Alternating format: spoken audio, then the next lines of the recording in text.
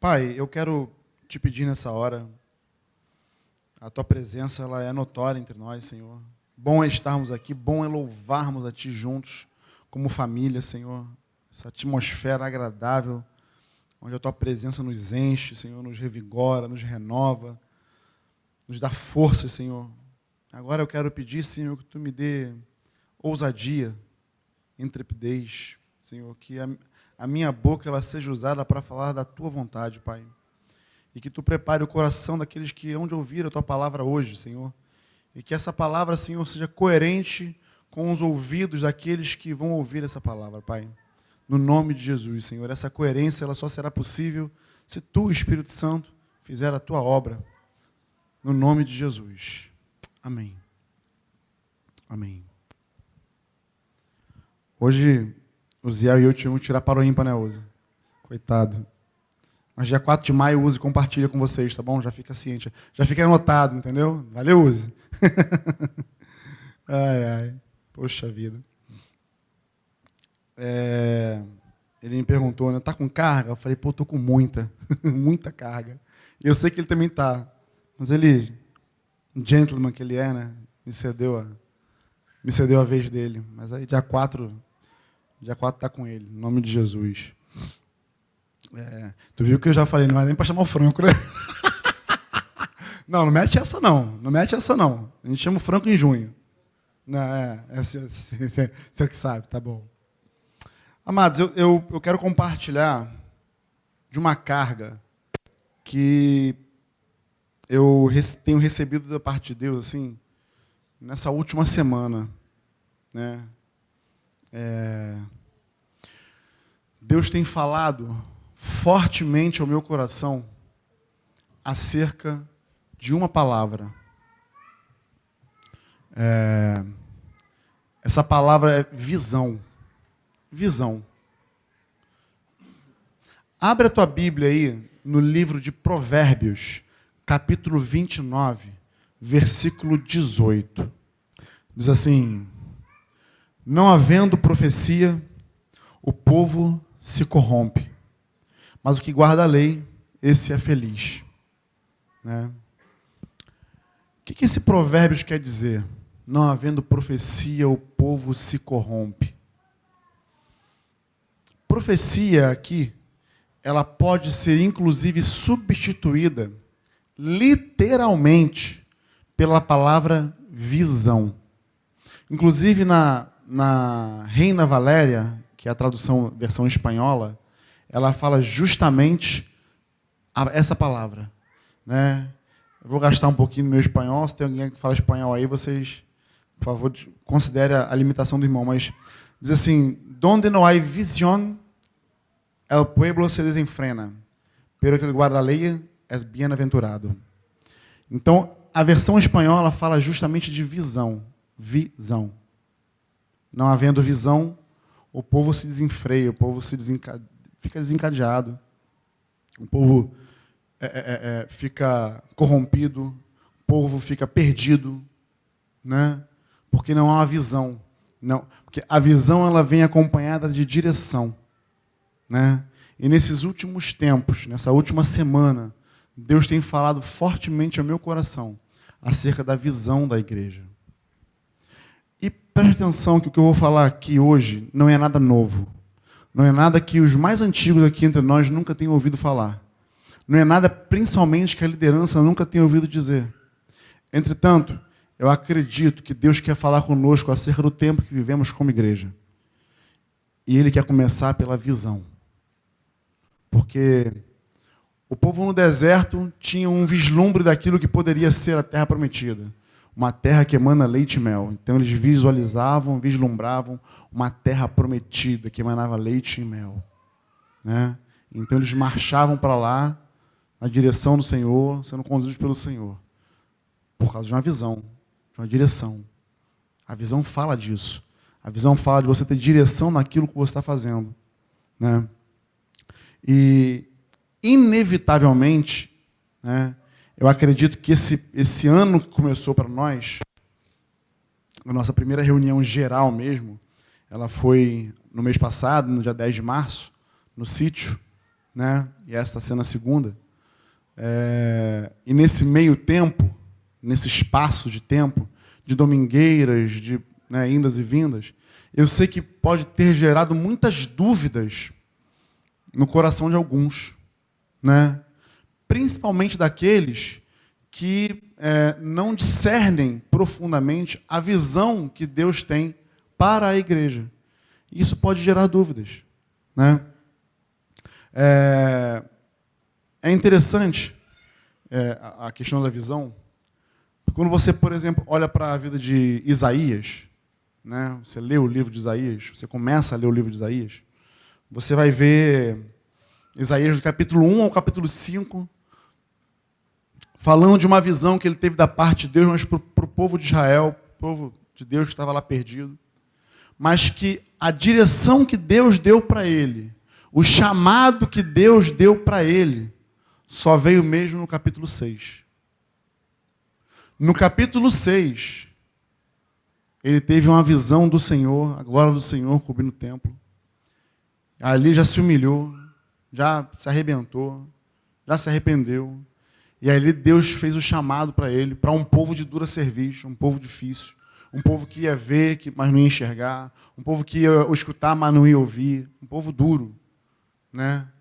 Mas esse era o chamado de Isaías para aquele povo. Essa era a direção que Deus estava falando para Isaías.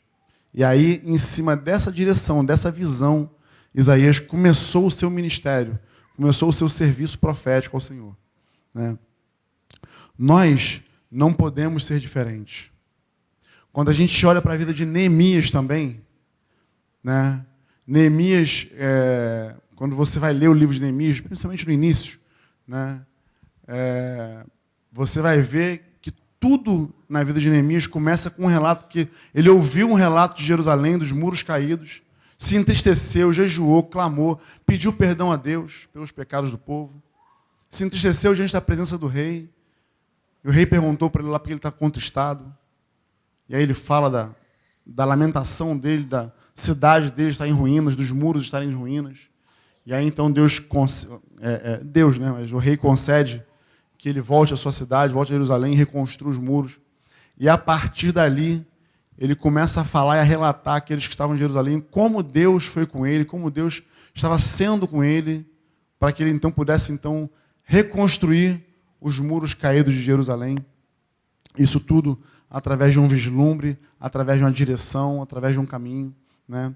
Não pode ser diferente para nós, como igreja. E qual é a visão? Qual é a revelação da igreja? Abre aí em Mateus 16. Mateus 16, versículo 13. Indo Jesus para a região de Cesareia de Filipe, perguntou aos seus discípulos: quem os outros dizem que é o Filho do Homem? E eles responderam: uns dizem que é João Batista, outros dizem que é Elias, e outros dizem que é Jeremias ou um dos profetas. Ao que Jesus perguntou: e vocês, quem dizem que eu sou? Respondendo Simão Pedro disse: o Senhor é o Cristo, o Filho do Deus vivo. Então Jesus lhe afirmou: bem-aventurado é você, Simão Barjonas, porque não foi carne nem sangue que revelaram isso a você, mas meu Pai que está nos céus. Também eu lhe digo que você é Pedro, e sobre esta pedra edificarei a minha igreja, e as portas do inferno não prevalecerão contra ela. Eu lhe darei as chaves do reino dos céus, e o que você ligar na terra terá sido ligado nos céus, e o que você desligar na terra terá sido desligado nos céus. Então Jesus ordenou aos discípulos que não dissessem a ninguém que ele era o Cristo. Essa é a primeira vez que a palavra igreja aparece na Bíblia. É a primeira vez que a palavra grega eclésia aparece na Bíblia. Mas para pensar um pouquinho. Pedro foi revelado por Deus Pai que Cristo era o Filho do Deus Altíssimo, era o ungido do Senhor, o Messias, aquele que havia de vir, o ungido do Senhor. Quem revelou isso a ele foi o Pai. Primeiro ponto, igreja é uma revelação. Sai aqui, vai aqui em cima agora, no meio dessa galera que está aqui em cima, e vai lá e pergunta, o que é a igreja?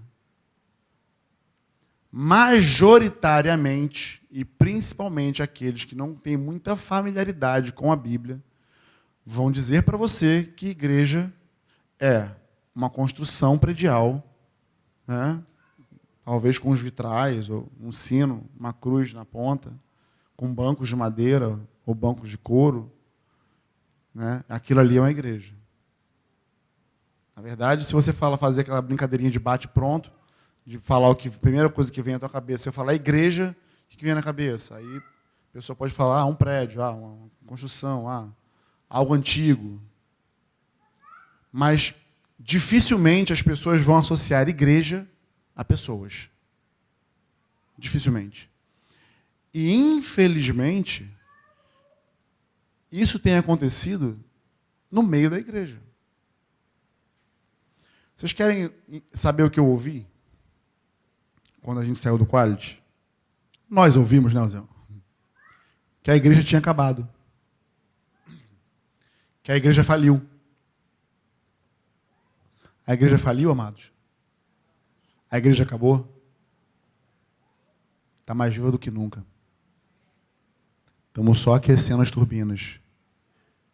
Se preparem, de verdade. Tomem nota do que eu estou falando hoje aqui. Mas olha que interessante. Jesus, em cima disso aqui, ele já tinha uma estrutura religiosa já montada naquela época. Existia uma sinagoga. Nessa sinagoga, os judeus eles iam para lá poder ler a Torá, ouvir a explicação da Torá, né? Existia um momento de ofertório, que eu até já pulei, já até esqueci, mas depois a gente faz no final. Não sai daqui. Ó, Gabriel, tu que é forte, não deixa ninguém sair daí sem ofertar, tá? Aline, fecha a porta também, não deixa ninguém sair. Só vai sair depois que ofertar. Né? Mas tinha lá esse momento de ofertório também, de contribuição, entendeu? Existia alguém à frente, com um rolo aberto, falando. O que isso te lembra? O que isso parece? Fala. O que parece para você? Não parece com os moldes da igreja estrutural hoje em dia? Uma igreja que depende de estruturas? Parece, e muito. Mas Jesus, ao invés de falar assim, eu vou firmar a minha religião, eu vou firmar as sinagogas, eu vou firmar o judaísmo, Jesus fala assim, sobre esta pedra. Que pedra? Pedro. Que o nome Pedro significa pedra, né? Mas Jesus não está falando aqui de Pedro especificamente. A Igreja Católica descambou para esse lado, dizendo que Pedro foi o primeiro Papa, né? Porque o Senhor deu as chaves, né, do reino dos céus a ele. Para tudo que ele ligasse e desligasse, seria ligado e desligado. Mas se você for um leitor assíduo, né, da Bíblia, vai ver que em Mateus 18, mais à frente, um pouco mais à frente, 2 capítulos à frente, você vai ver que Jesus já expande essa instrução para todos nós, para que todos os discípulos ali, né, tudo que vocês ligarem, tudo que vocês desligarem. Né. Pedro aqui é uma figura central desse episódio. Né, e essa história aqui, da igreja, né, você só vai ver dessa maneira aqui em Mateus. Em Marcos e Lucas, ele dá uma passada assim muito rápida sobre isso. Mas Mateus faz questão de relatar, e graças a Deus por isso, né, que há esse relato aqui minucioso, né, daquilo que Jesus falou sobre a sua igreja. A igreja ela é fundamentada na revelação de que Jesus Cristo é o Senhor de tudo e de todos. A pedra fundamental, a pedra de esquina, a pedra angular, a pedra que sustenta todas as demais estruturas, é essa revelação, que Jesus Cristo é o Senhor. E é por causa dessa revelação que você está aqui hoje. É por reconhecer que Jesus Cristo é o teu Senhor. Não nominalmente, não apenas assim, não de uma maneira figurada, mas literal, prática. Se Jesus Cristo é o teu Senhor, de fato, Ele é o teu dono, Ele manda na sua vida, você obedece seus mandamentos, você cumpre a sua palavra, você guarda seus mandamentos, Ele é o teu Senhor. Você já não vive mais, mas Cristo vive em você. Caso isso não aconteça, ou caso isso aconteça na sua vida de maneira parcial, eu quero dizer para você que Jesus Cristo não é o teu Senhor. Você pode estar usufruindo dele como um salvador pessoal, entretanto não como Senhor. Porque Senhor você abdica de tudo que é teu, de toda a sua vida, para colocar em primeiro lugar. Em primeiro lugar. Aí sim Ele é teu Senhor. E aí Ele fala que sobre essa pedra, Ele vai edificar, vai construir a sua igreja. E aí, vamos para o sentido literal da palavra eclésia, que vocês estão cansados de saber, mas eu faço questão de falar.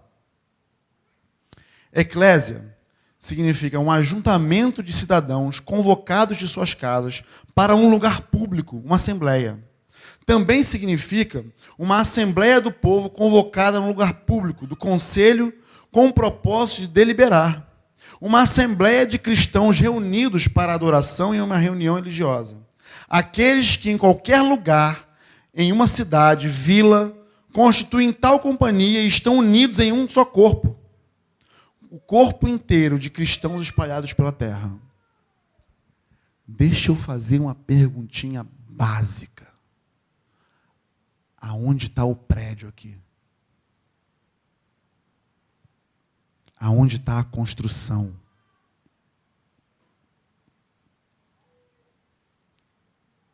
Não está, né? E eu acredito que Jesus usou essa palavra de maneira proposital. Proposital. Para que nós tivéssemos entendimento de que pessoas são muito mais importantes do que lugar. O que faz a comunidade, o que faz a igreja, o que faz um só corpo, somos nós. Somos pessoas, amados. Mas nós ouvimos, ao longo desse tempo, que a igreja havia acabado, que a igreja havia enfraquecido. Como ia ser a partir de agora. A visão de Deus para a igreja é exatamente essa. Pessoas reunidas em qualquer lugar, publicamente, em quatro paredes, nas casas, nas praças, na praia, na floresta, na montanha, nos vales, nas cavernas. É porque eu não consegui fazer, mas eu queria muito colocar uns slides aqui e mostrar para vocês a realidade das igrejas ao redor do mundo. Por exemplo, na China, nesse momento, nós não teríamos todo esse glamour de uma cadeira, um microfone, alguém aqui à frente falando livremente com uma Bíblia na mão. Na China, os irmãos que vivem em igreja de fato estariam se reunindo com todo o prazer e júbilo do mundo, em cavernas úmidas e escuras, apenas para trocarem e falarem da palavra de Deus. E muitas vezes trocando, fazendo contrabando das páginas da Bíblia. Tu leu Mateus o que hoje? Mateus 2? Eu estou com Mateus 3, me dá Mateus 4. Quem está com Mateus 4? Me dá aqui. Eu comecei Lucas, quem está com Lucas aí? Eu tenho Lucas 1, então me dá que eu quero começar a ler. Eu estou com Mateus 2 aqui. Vocês conseguem entender essa realidade? Conseguem enxergar isso? Não. Nós não conseguimos, de verdade. Não tem como a gente mensurar uma realidade dessa. Talvez se a gente for para lá, se Deus envia você para a China, por exemplo, tu vai ficar procurando uma denominação. Sabe onde você vai parar na China? Se você for para Pequim, para Xangai, para os grandes centros, você vai parar numa igreja, num lugar, numa construção que os chineses chamam de igreja. Uma igreja regulamentada pelo governo. O que significa? Que eles pegaram a Bíblia, analisaram a Bíblia de capa a capa e foram retirando tudo aquilo que chocava com o comunismo. Então eles foram tirando. Aquilo que eles acharam que não seria inofensivo, eles permitiram, deixaram e adaptaram. E é essa igreja liberada na China. Mas no interior, porque a China é um país enorme, nos interiores, lá no meio onde ainda existe trabalho escravo, lá você vai saber, né, se você se interessar, ler um pouquinho mais de literatura de Portas Abertas, né, seguir as páginas, ler os artigos, você vai ficar de queixo caído acerca de como esses irmãos, por exemplo, se reúnem.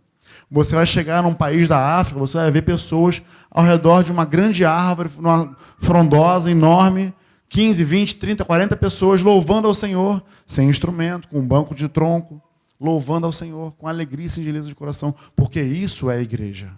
Pessoas que se reúnem com um propósito. Obrigado. Bota aí. Apaga aí essa luz aqui, por favor. Quem pode apagar essa luz aqui? A Stephanie é rápida no gatilho. Tranquilo. Isso não estava no script não, tá, gente? Aqui. Isso é na África, amados. Isso parece muito com a nossa realidade, né? Olha lá. Essa é uma igreja autorizada na China. Muito bom, Stephanie. Muito obrigado. Aí, ó. Isso.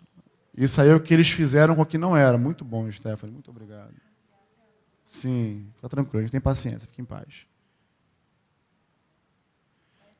Isso é a igreja que não era autorizada pelo governo. Tá. Consegue mensurar o que é a igreja? Consegue entender e enxergar a realidade e a nossa realidade? Olha que bênção, amados. Nós podemos estar aqui hoje. Está cada um com a sua Bíblia, talvez não de papel, mas no seu celular tem Bíblia. E você pode botar quantas Bíblias você quiser no seu celular, você pode trazer quantas Bíblias você quiser para a reunião hoje. Não vai bater ninguém aqui do governo falando que a gente não pode fazer isso. Ainda. A gente tem liberdade para falar, para fazer, mas esses irmãos não. Esses irmãos não têm essa liberdade. Esses irmãos se reúnem em cavernas, escondidos, o tempo todo, como se fossem ratos. Ratos que se escondem. Mas, em momento algum, você os verá entristecidos com isso. Eles seguem adiante. E deixa eu falar algo mais confrontador ainda para nós. Eles pregam o Evangelho. Eles multiplicam. Eles entenderam o ID de Jesus. Eles não são dependentes de uma pessoa que os instigue a fazê-los. Igreja perseguida no Egito. Na verdade, para quem está assim, atento às notícias, percebem que muitos cristãos, muitas igrejas têm sido atacadas na África, na própria China. Janela 1040, né? Janela 1040 é a janela de latitude e longitude, onde os países mais perseguidores do Evangelho estão lá. Né? Então, se você pesquisar aí o que é janela 1040, você vai ver lá vários países. Isso aí, ó. Que isso? Pregação interativa. Caraca, mano. Para e pensa. Qualidade total, mano. É isso aí, ó, janela 1040. Exatamente esse eixo aqui. Nesse eixo aí, são os países que mais perseguem. Nesses países, principalmente nessa região aqui, ó, vermelhinha aqui, pequenininha, mais para a Ásia, aqui você caiu, falou, Jesus já tomou o primeiro tiro. Não dá nem tempo. Não dá nem tempo. Entendeu? Pode tirar, irmão. Obrigado, viu? Mas é exatamente a igreja que se move, é a igreja que segue adiante. Pessoas que, mesmo diante da dificuldade, não negam a fé. Seguem pregando, seguem anunciando, seguem falando. Igreja, pessoas. Então, amados, o que eu quero dizer com isso? Nós vivemos um tempo agora, a visão que Deus nos deu acerca do que é a igreja. Quantas vezes vocês nos ouviram dizer que a igreja é a família de Deus sobre a terra? Nós vivemos como família.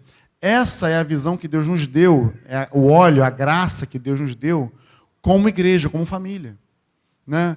Se você, por exemplo, partir para algumas denominações, né, outros irmãos, você vai perceber um óleo diferente, uma graça diferente em cada uma dessas denominações, cada uma dessas igrejas, né, que pregam o evangelho. Né, uns são mais voltados ao ensino, outros são voltados mais ao evangelismo, outros são voltados mais aos dons e poder, né, Pentecostes. Né? E tudo isso, amados, em tudo isso o Senhor é glorificado, em tudo isso tem sido alcançado pessoas para Jesus. Mas qual é a nossa graça? Qual é o nosso óleo? O que Deus nos deu para a gente, como igreja, que faz ser especial a visão que temos? Não especial em detrimento, né, em comparação aos outros, não é isso. Não quero dizer que nós somos mais especiais, não é isso. Mas cada irmão desses, né, tem um óleo especial que Deus derramou, uma graça específica que Deus derramou. Deus também fez isso conosco. Deus também fez isso conosco. Eu me converti há 23 anos atrás e, conhecendo-me como eu conhecia-me, como eu me conheço, eu jamais teria me convertido a Jesus, jamais. Paulo Ricardo está aí, cara. Cadê o Paulo Ricardo? Estou falando uma besteira. Quantas noites a gente passava lá falando sobre Jesus, você tentando me evangelizar? Porque Paulo Ricardo era da Batista e falava de Jesus comigo. Quer dizer, não era muito da Batista não, né? Quem era tua mãe, né? Tu ia na companhia. Passava batido, mas tinha ali o evangelho ali, pregava para mim, pregava o evangelho para mim. E por ironia do Senhor, né? Acabou que eu preguei para ele e ele se converteu, né? Na base do tapa, na orelhada, mas foi, né? Mas eu não era uma pessoa religiosa. Não era pessoa, pelo contrário, minha mãe era católica, então eu tinha pavor. Porque ela me obrigava a ir na igreja, me obrigava a fazer as coisas. Mas eu encontrei uma família. Eu não encontrei antes de encontrar a igreja, e antes de saber o que era igreja, eu encontrei a família. De verdade. E a família era Cidinho, Solange, Ana Paula, Neto, Carlinhos, Neiva, Marcelo Batista, Fernanda, Guedes, Solange, Fabinho, Sandrinha. Mas quem? Não, você já tinha falecido. Rosário, na época, Diogo, que já faleceu. Né? Davizinho, que hoje é Davizão. Foi essa família que eu encontrei. Essas pessoas que eu citei, a Ana Paula e o esposo, que era do exército, que eu esqueci o nome, Roberto. Essa foi a família que eu encontrei. Eu não encontrei a igreja. Eu encontrei a família. Depois eu entendi que aquela família é a igreja. Olha para o teu lado aí. Olha para o teu lado. Eu não gosto de fazer isso não, mas pode fazer. Olha. Olhou para o teu lado? Olhou? Agora olha para trás. Pode virar e olhar para trás. Pode virar, vira, se esforça, torce, pescoço. Olha para trás, beleza? Agora vocês que estão aqui, olhem para o lado de cá. Olha para cá. Tá? Olha para cá vocês, olhem para cá. Estão vendo? Agora vocês aqui, olhem para lá. Família. Isso é família. Isso é a vontade de Deus sobre a terra. Somos nós, a igreja. E aí deixa eu perguntar uma coisa para vocês. Faz diferença onde a gente se reúne? Obviamente, amados, que está sobre a responsabilidade de Uziel e minha, hoje, buscar o melhor lugar, o lugar mais central, mais confortável, que atende a tudo e a todos, embora isso não é possível, por exemplo, os irmãos estão sentados lá atrás no chão, ainda bem que são jovens, né, Flávio? Graças a Deus, todo mundo jovem, todo mundo sentado no chão. Mas para a próxima reunião a gente vai providenciar mais cadeiras, né, para poder colocar aqui. Porque o espaço comporta, graças a Deus. Né? Mas... até me perdi. Onde é que eu estava? Ah, sim. Mas o lugar importa? Bom, deixa deixa eu provar teu coração então. Se amanhã, por exemplo, como já aconteceu comigo na minha época, né? Se amanhã, por exemplo, a gente não conseguir mês aqui poder alugar, e eu falar para vocês, eu e o Zé falarmos assim para vocês, amados, a reunião vai ser na praça ali, na praça do freguesia ali, sei lá, no Bosque da Barra, cheio de mosquito. A reunião da igreja será no Bosque da Barra. Vai fazer diferença? Por que não? Porque somos igreja. E somos igreja em qualquer lugar que estejamos. Não deixamos de ser igreja nunca. Por exemplo, o PC e a Tininha não deixam de ser igreja quando estão na casa deles. O Bo e a Vivi não deixam de ser igreja quando estão na casa deles. Então a igreja pode também se reunir na casa do Bo e da Vivi, do PC e da Tininha, e assim sucessivamente. Porque a igreja somos nós, amados. Se o Senhor, quando falou acerca da igreja, tivesse em mente que a igreja só poderia se reunir, né, nesses moldes aqui, somente, ele não ia falar igreja. Ele ia falar sinagoga. Já tinha um modelo pronto. Já tinha algo já estabelecido. Inclusive, estabelecido por Deus lá atrás. O templo, o Santo dos Santos, o lugar santíssimo. Já tinha algo estabelecido. Não teria necessidade de o Senhor estabelecer algo novo. Agora, note algo muito interessante acerca da igreja a qual Jesus fala. Como Jesus começa a sua visão da igreja? Ele começa primeiro escolhendo 12 homens. Pessoas. 12 homens. E ele, com esses 12 homens, ele trava um relacionamento pessoal. Ele ensina dia e noite. Ele envia, ensina, fala em parábolas, explica as parábolas, repreende daqui, exorta de lá, profetiza de cá. Em todo o tempo, durante 3 anos, em 3 anos, 12 homens que Jesus escolheu a dedo para se relacionar, para ensinar e para enviar. Quando Jesus cumpre a sua missão, Jesus veio com a missão. Qual era a missão? Salvar os que estavam perdidos, os doentes, que somos nós, que precisamos do médico supremo. Quando Jesus conclui a sua missão, aparece aos discípulos, a esses homens que ele treinou durante 3 anos, dedicou a sua vida a eles durante 3 anos. Ele agora instruiu, agora vocês vão para a cidade de Jerusalém, vão orar, ficar lá orando até que do alto sejam revestidos de poder. Aí eu ouvi esses dias, esqueci o nome do rapaz, Josué alguma coisa, eu compartilhei até no grupo de liderança. Ele brincando, falando que se Jesus fosse assim, se Pedro falasse para Jesus assim, pô, senhor, semana que vem vai ser o lançamento da pedra fundamental da igreja, né? O senhor vai querer vestir que roupa, vai querer, para poder sair com a fotinha no Instagram lá, porque, pelo que eu entendi, antigamente tinha-se muito isso, né? Quando se ia se levantar uma construção, um edifício para a igreja, tinha lá o lançamento da pedra fundamental, aquela coisa toda, né? E tal. Só que Jesus já foi o fundador da igreja que não estava na inauguração dela. Já, pegou um Uber, subiu. E aí, quando o Espírito Santo vem e desce sobre os discípulos que estavam lá em Jerusalém orando, em Atos 2, você vai perceber que a partir dali Pedro anuncia o evangelho, prega porque começa a zombar e outros não entender, e aí a pregação, o Espírito Santo, aquela coisa toda em Atos 2. E aí Pedro faz o primeiro discurso dele. Primeira pregação. 3.000. Naquele dia foram agregados. Vamos ler o texto? Abre aí em Atos 2, a partir do 37. Atos 2, 37. Amém? Diz assim, eu vou ler até o 47. Diz assim: quando ouviram isso, né, ouviram a pregação de Pedro, né, ficaram muito comovidos e perguntaram a Pedro e aos demais apóstolos: que faremos, irmãos?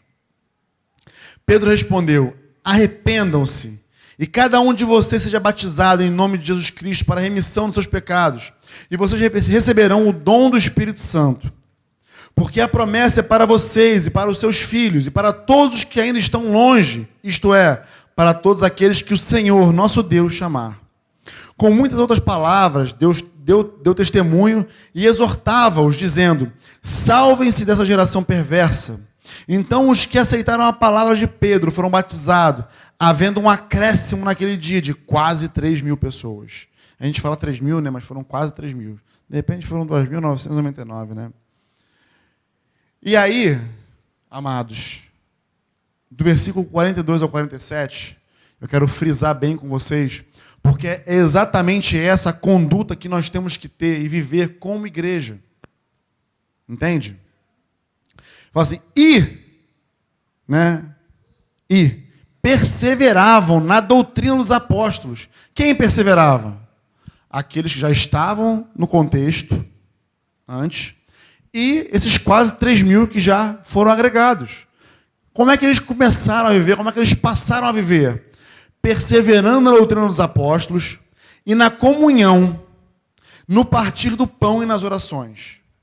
Em cada alma havia temor e muitos prodígios e sinais eram feitos por meio dos apóstolos.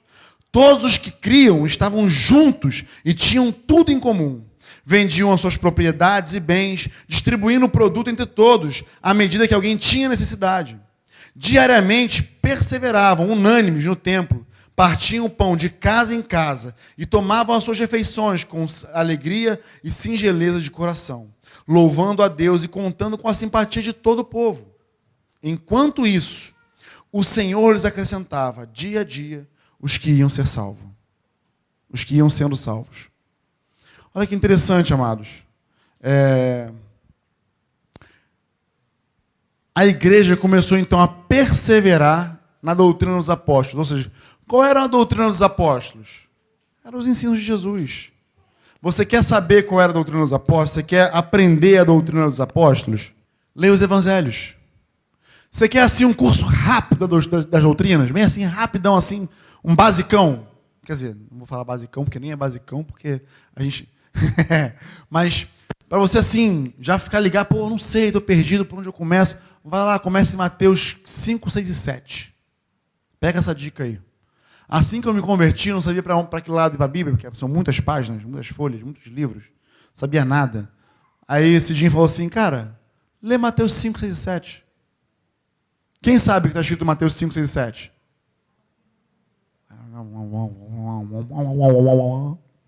Sermão do Monte. Sermão do Monte já é assim um tiro de bazuca no peito. Se tu olhar para aquilo ali e praticar pelo menos a metade, já tá bom. A ideia é que pratique tudo. Mas ali nós vamos conter os ensinamentos de Jesus, o primeiro sermão de Jesus, os primeiros ensinamentos dele. E aí, lógico, você tomando gosto pela coisa, leia o Evangelho de Mateus, o Evangelho de Marcos, o Evangelho de Lucas, o Evangelho de João. Leia os Evangelhos, que você vai aprender as doutrinas dos apóstolos. Vai aprender tintim por tintim. Vai aprender a como amar o seu irmão, a como amar os seus inimigos, a como orar por aqueles que te perseguem. Vai aprender a dar outra face. Vai aprender a não resistir àquele que quer tomar de você a túnica. Vai aprender também a dar a capa. Vai aprender. Vai aprender a não ficar ranzinza ou magoado com alguém que te falou alguma coisa, por qualquer motivo. Não virar aquela florzinha dormideira que encostou, já se fecha todinho. Você vai aprender a se relacionar pessoalmente com as pessoas. A Bíblia te ensina isso. Os evangelhos te ensinam isso. Jesus nos ensina isso. Andando em verdade, amando, sendo amados, cooperando, sendo cooperado. A Bíblia é cheia de uns aos outros. A Bíblia é um livro de reciprocidade. A Bíblia é um livro feito para nós, para que a gente pratique não sozinho, Você praticar a Bíblia sozinho não tem fundamento nenhum. Entra no teu quarto lá e fica lendo a Bíblia o dia todo. O que vai produzir em você? Nada. Conhecimento. Ok. Vai ser um Jô Soares da vida, vai conhecer muito bem a Bíblia. De capa a capa. Seria perfeito isso se não existisse uns aos outros. Orai uns pelos outros. Perdoai uns aos outros. Amai uns aos outros.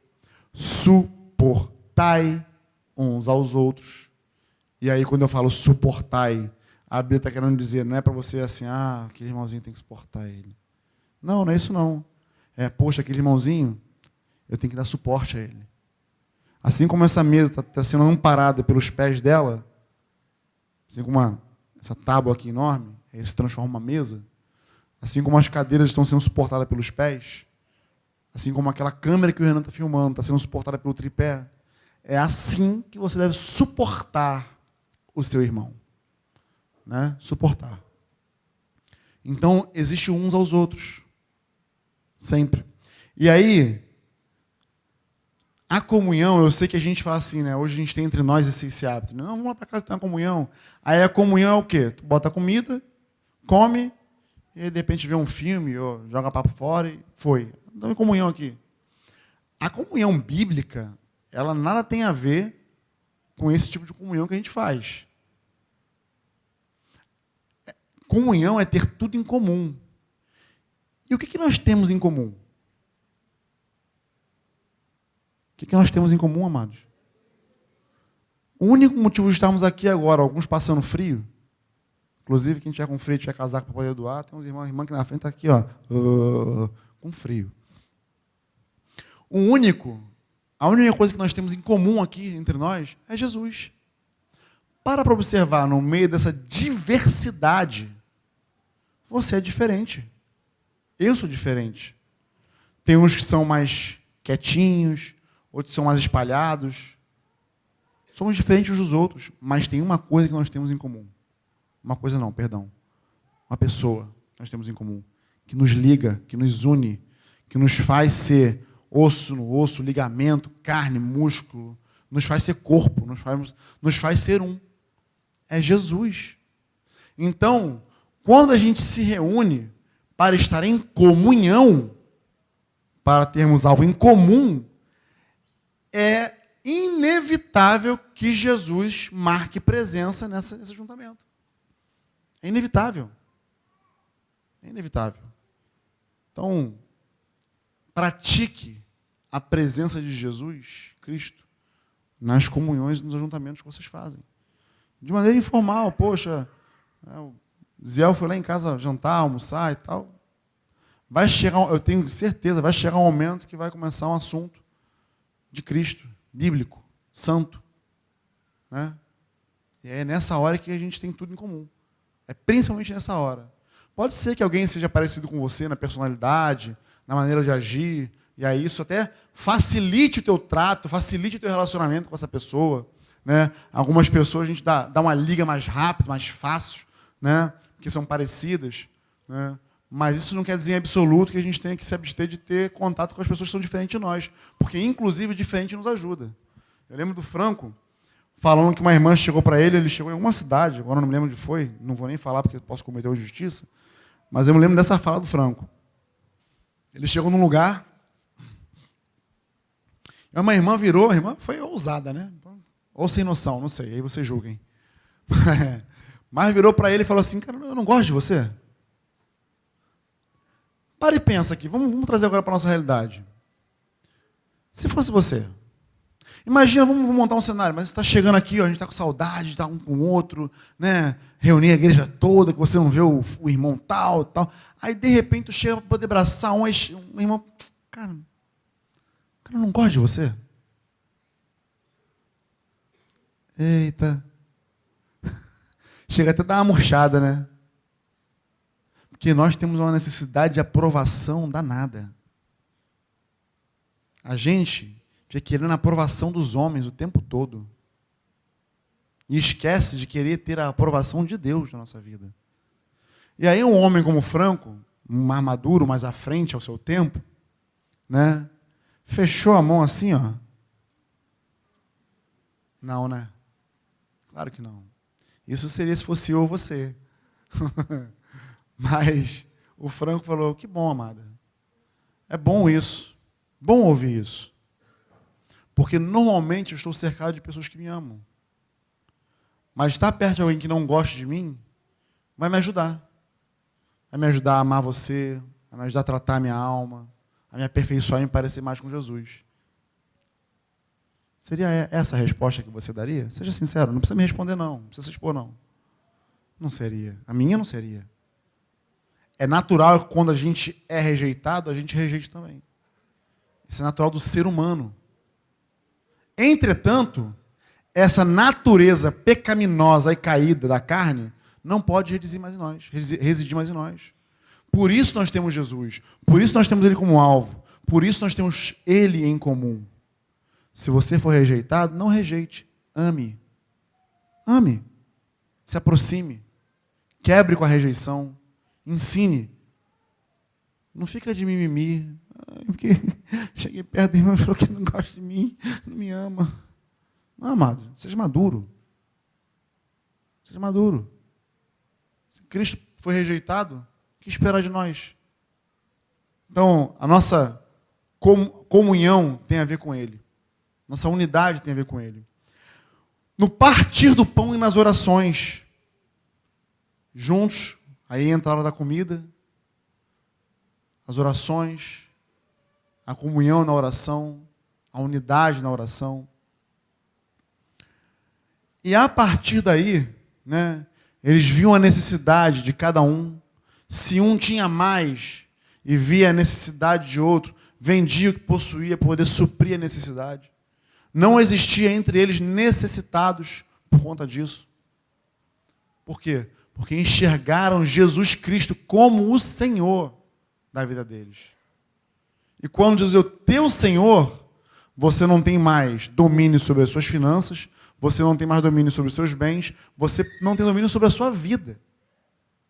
Isso é alguém que enxerga Jesus de fato. Lembra da revelação? Tu és Pedro, e sobre essa pedra eu vou fundamentar minha igreja, vou edificar minha igreja. Mas não foi nem carne nem sangue que te revelou isso. A igreja é uma revelação. Para você abrir mão daquilo que você conquistou através do seu trabalho, né? E ceder dessa forma, só vendo o Senhor. Não existe outra maneira. Você pode até se simpatizar, né? Olhar para o Ziel, pô, pastor, gente boa pra caramba, amado, serviçal pra caraca. Ah, não, pô, tem que chegar junto ali, vou ajudar o negão, vou cooperar com ele. Porque é uma boa pessoa, amável, não é difícil. Mas eu duvido que você faria isso com alguém que você considera azedo, chato.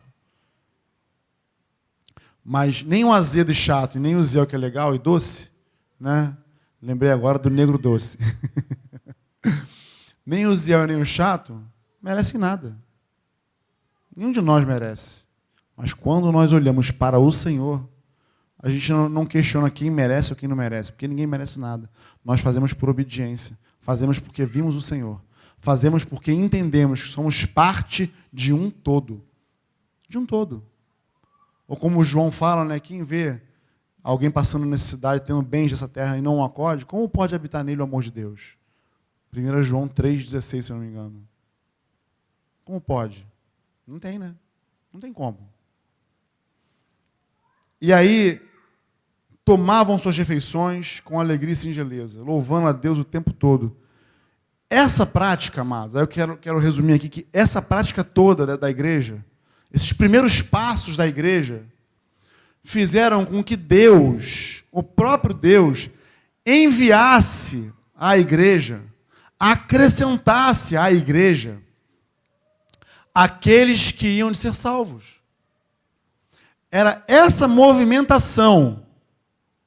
Ó, note que não teve encontro de homens, não teve encontro de mulheres, não teve encontro de adolescentes, não teve teatro evangelismo, não teve nada disso, amados.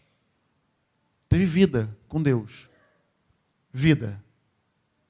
Não teve um ativismo, mas teve uma atividade movida pelo Senhor. E através disso, o próprio Senhor ia acrescentando aqueles que iam ser salvos. É evidente, eu falava isso no Quality, né? Falava isso no Quality. E, curiosamente, existem mais pessoas aqui hoje do que tinha no Quality, né? São 120 cadeiras, tem gente em pé, deve ter pelo menos umas 120 pessoas também, adultos, né? Eu falava no Quality que, não sei se vocês vão se lembrar, mas que o meu anseio era que a gente saísse dali porque não teria mais espaço para nós. E aí, eu estou lendo um livro do Rick Warren, aquele autor do livro Uma Vida com Propósito. Estou lendo um livro chamado Uma Igreja com Propósito. Que engraçado, eu comprei esse livro em 2006. Comprei esse livro em 2006, estava em Vila Velha, tinha 24 anos de idade. Comecei a ler o livro, parei no capítulo 2. Falei, que livro chato. Livro chato, enfadonho. Fechei o livro, botei na estante, está lá desde então. Na verdade, eu comprei ele em 2006 e só peguei para ler em 2008. Está lá a data que eu comecei a ler o livro, que eu anoto, né, nos livros. Mas não li. Parei no capítulo 2.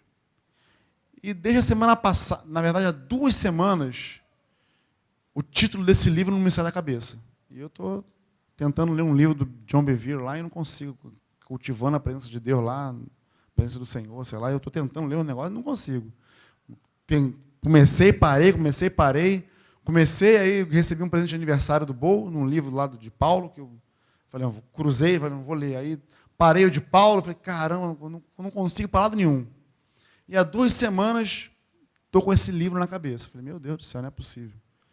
Aí eu fui lá em cima, na biblioteca, para poder ver se tinha lá o livro ainda, né? Porque está lá o livro. Abri e comecei a ler o livro. Caramba, como Deus tem falado.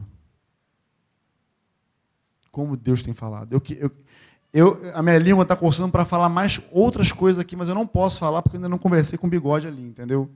Então a gente tem que alinhar os nossos pensamentos, mas eu quero dizer para vocês que Deus tem falado acerca de nós como igreja. E em breve vocês terão notícias acerca disso, né? Até lá vocês fiquem só com suspense, só com um mistério, entendeu? No nome de Jesus. Mas o que eu queria falar desse livro, que na história dessa igreja, ele pastoreia, o nome dela é Saddleback Church Valley. Ó, hoje eu estou poliglota, né? Já falei espanhol, mandei o inglês, vou começar o italiano também. Mas ele fundou, claro que eu entendo hoje por que o livro está falando comigo, né? Porque na época que eu comprei o livro, eu não tinha maturidade necessária para poder dissecar e separar as coisas que o livro fala. Não tinha mesmo. Eu era um missionário. Em 2006, nós tínhamos acabado de ser enviados para Vila Velha. Pensa. Eu, Ana Paula... Cara, o Franco é doido mesmo. Misericórdia. Misericórdia. Eu, Ana Paula, Carlinhos, Natália, Flavinho, Vanessinha e Felipe e Vanessa. 8, 2, 4, 6, 8, né? 8 candangos. Tudo novinho, tudo... Então pensa, eu já sou desse jeito que eu sou agora. Imagina com 24 anos de idade, gente. Queria ouvir nada nem ninguém. Imagina o Zé com 24 anos de idade. Eu estou tendo que pedir perdão toda hora, cara. Toda vez, perdão, errei. Eu era muito acelerado. Então, eu não queria saber de nada. Eu queria reunir gente, eu queria fazer, queria acontecer. E não levava nada em consideração. Imaturo toda a vida. Misericórdia. Estou lembrando aqui, só Jesus. Mas, então, eu acredito que eu não tinha a maturidade necessária para poder discernir o livro, né? Porque, claro, ele fala de uma realidade dele, no país dele, né? Mas ele escreveu esse livro para poder dizer como tudo começou com a igreja que ele startou. E foi uma igreja que ele começou, se não me engano, em 1980. 1980, né? Nem era nascido, nasci em 81.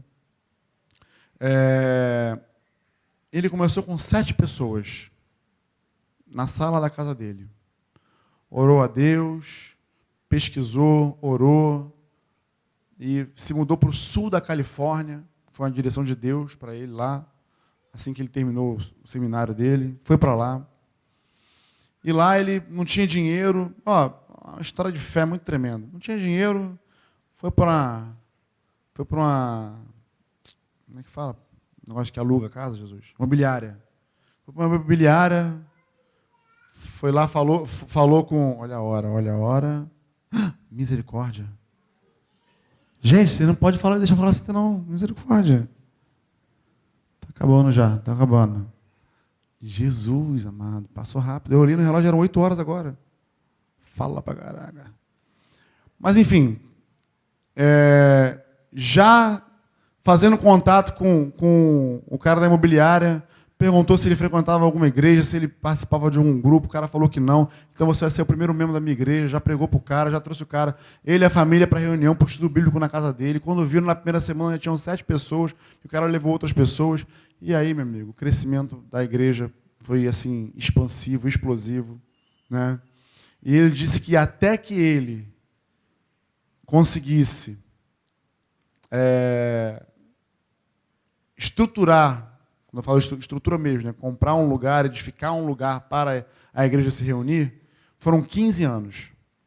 Porque ele não tinha como fazer isso antes, porque a igreja estava em constante crescimento. Era 1.000, 2.000, 3.000, 4.000 pessoas sendo agregadas, né? E ele fez questão de dizer no livro que essas pessoas que chegavam não era porque vinham de outras igrejas das demais localidades, né? 80% da igreja dele, ele fala, né, que eram de não convertidos, de ímpios que se converteram, né? E aí ele faz questão de escrever esse livro, por quê? Porque a igreja que ele pastoreia, né, foi estudada por muita gente, cristã e não cristã, porque experimentou um crescimento assim exponencial, né? Mas aí ele resolveu escrever esse livro para poder contar da parte de dentro de quem viveu as histórias como a coisa aconteceu, né? E esse livro tem falado muito ao meu coração acerca desse tempo, né? Tem desafiado a minha fé, tem me feito querer sair de uma zona de conformismo, comodidade, talvez, e tem me feito avançar na minha fé. Acredito que eu comprei esse livro em 2006 para esse tempo agora, né? Porque o livro tem falado muito comigo, o próprio Deus tem falado comigo em outras circunstâncias, né? E tem sido muito bom. E isso tem a ver conosco como igreja. Por quê? Porque, muito embora nós não temos um salão para nos reunirmos hoje, tínhamos o Quality, que não era nosso, mas ficamos lá por muito tempo, criamos raízes ali, muita gente que está aqui hoje se converteu ali, viveu a vida ali, né? Eu quero dizer que o que o Senhor tem para nós é muito mais que um Quality, é muito mais que um salão como esse. Deus tem muito mais para nós. Mas nós temos uma missão a cumprir. E essa missão ela só pode ser cumprida uma vez que a gente alinhe a nossa visão como igreja. Uma vez que a gente alinhe a nossa visão como igreja. E a nossa visão como igreja é vivermos o relacionamento, as casas, a vida transformada através do discipulado. Foi isso que Deus nos deu, amados. E sabe o que é interessante? Nesse livro que eu estou lendo, o cara é teólogo, formado, seminarista, um pastor acima de qualquer fala, porque é um cara que experimentou, vamos colocar assim em termos práticos, experimentou um sucesso ministerial, vamos dizer assim, para poder ficar mais de fácil compreensão. É lógico que esse sucesso tem a ver com o que Deus fez através da vida dele, evidente, né? Mas o que ele está falando no livro, em termos técnicos, em termos de igreja, não é nada do que nós já não vivemos e praticamos. Nada. Quando ele fala assim, a gente entende isso aqui, a gente sabe isso aqui. Isso aqui não é algo assim, caramba, isso aqui é uma pérola nova de grande valor. Não, não é. O que difere é a cadência, e o que diferiu ele, na verdade, é porque ele discerniu através da palavra que cada discípulo é um ministro do Evangelho. Cada discípulo. É interessante ele falando, porque ele fala que quando os novos, ele faz uma escola, aí lógico, né, tem a estrutura dele denominacional, a estrutura dele organizacional, né? Ele fala que quando os novos convertidos passam pela classe dos novos convertidos, eles assinam um termo de responsabilidade, se comprometendo com o crescimento deles, com a maturidade cristã deles, se comprometendo com a comunidade ao qual eles fazem parte, e não só a igreja, mas a comunidade, porque a igreja ela tem um papel fundamental na comunidade onde ela está, né? E se comprometendo a cooperar financeiramente com os projetos daquela igreja naquele lugar. É um compromisso. E ele faz questão de falar, olha, né, ele falou isso no meu discurso dele, olha, se você veio para cá, você é um cristão que talvez venha de um outro lugar, para sentar aqui e só ouvir pregações, eu quero dizer que essa igreja ela não é para você. Cara, tem que ser muito ousado, né? O cara, no meio da audiência, fala assim, olha, se você vir para cá poder ficar sentado só ouvindo alguém falar, para você, aqui não é o seu lugar, procura um outro lugar para você ir. Eu não vou falar isso, não.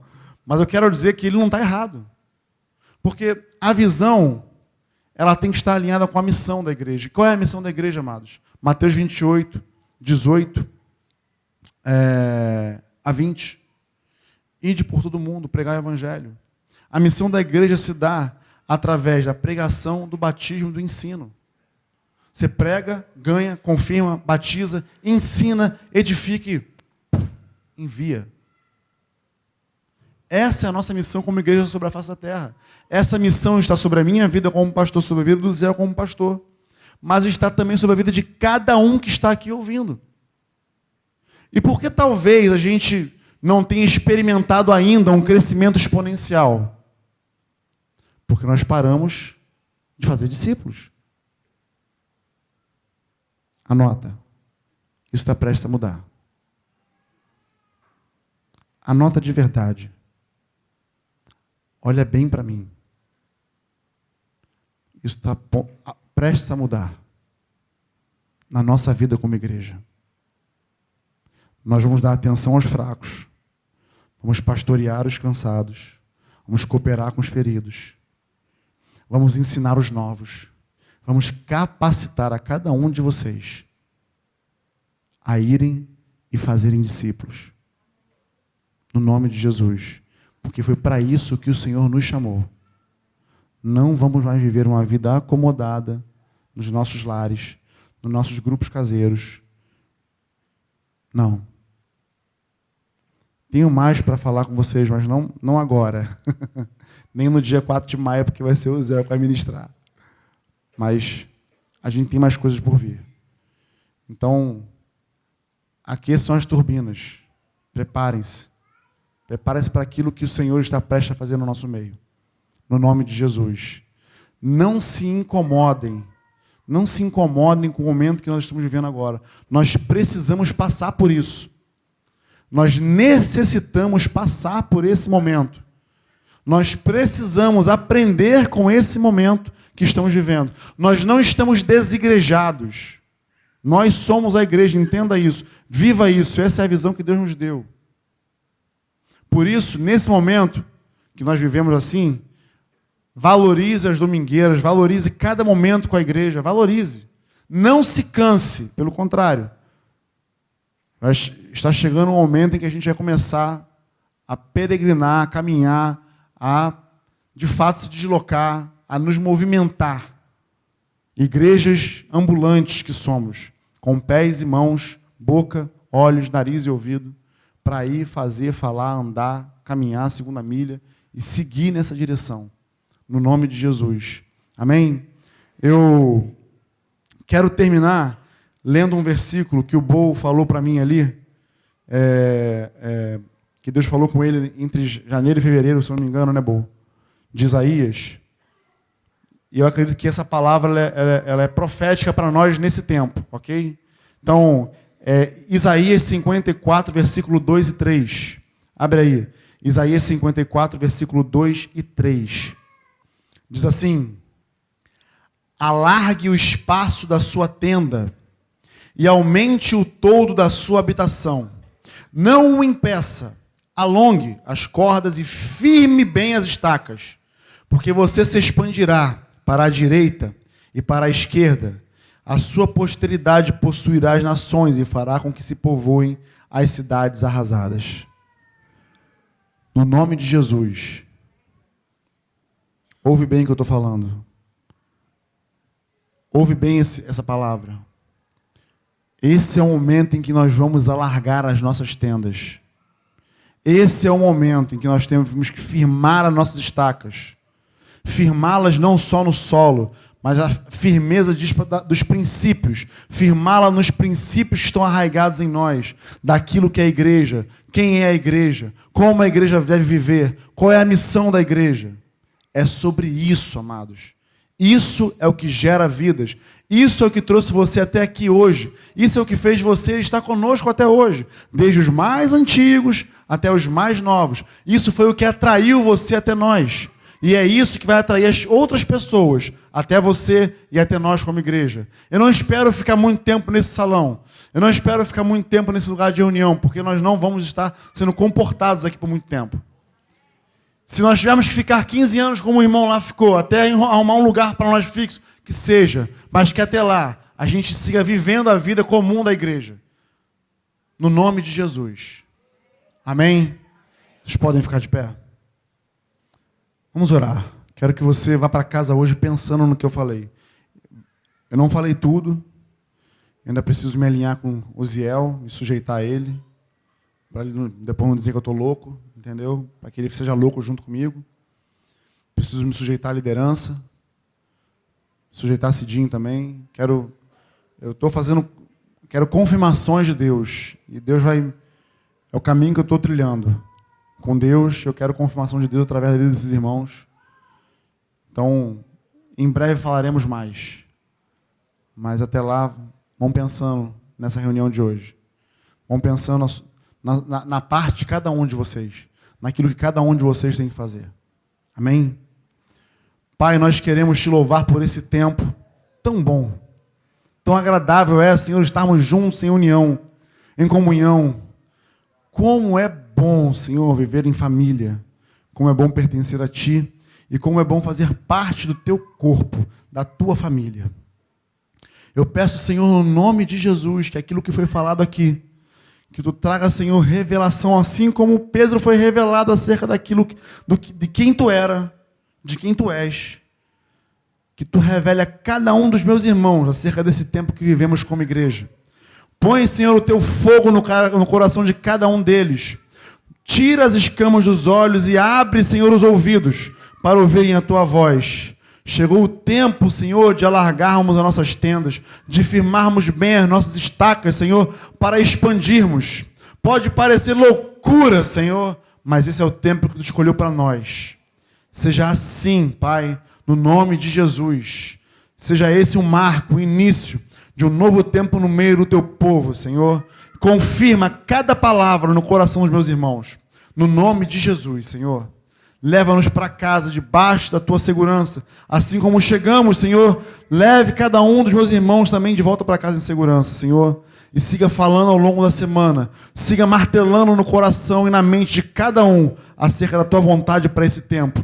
Alinha os nossos pensamentos, Senhor. Faz aquilo que só Tu pode fazer. Nos alinha, Senhor, como um só exército, Pai, sobre essa terra.